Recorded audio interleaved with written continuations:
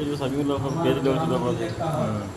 খুবই ভালো হবে, কিন্তু নতুন মডেল মুবিনা কোর্স শর্ট কোর্স কিছু মশলা মশাই এটা আমাদের জানা আছে যে বেশি দীর্ঘ না করে বাড়ি ঘর আগে যদি ও কোর্স এখন তো আমাদের কাছে ওরকম আসবে না, ওখানে নিয়ে আসতে গেলে অনেক সময় লাগবে।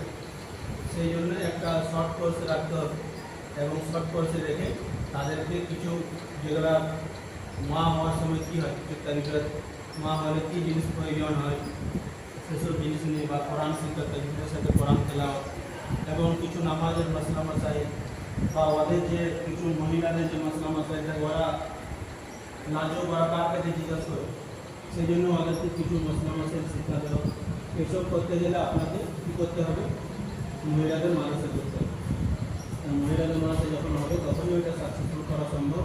আর আমি ওটা যদি মসজিদের সাথে জুড়ে দিই, যেটা হলো পুরাতন মডেল, তাহলে বাস ওই যেরকম ছিল আবার সেই হারাতে ফিরে আসবে।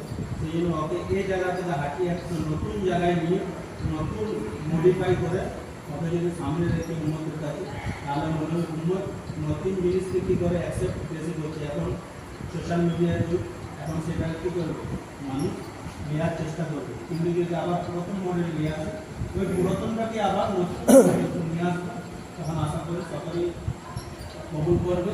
আর আমাদের যদি ওলামাদের কী থাকে, দোয়া থাকে এবং ওলামা যদি সাথ দেয়, ওলামা যেখানে হাত রাখবে সেটাই কী হয়ে যাবে, সোনা হয়ে যাবে। আর ওলামা যদি না চায় তাহলে সেটা কঠিন হয়ে যাবে। আর ওলামা চায় তো আওয়ামকে 1 মিনিট 1 সেকেন্ড লাগবে আওয়ামকে সামনে, কিন্তু প্রথম ওলামাকে এক হতে হবে।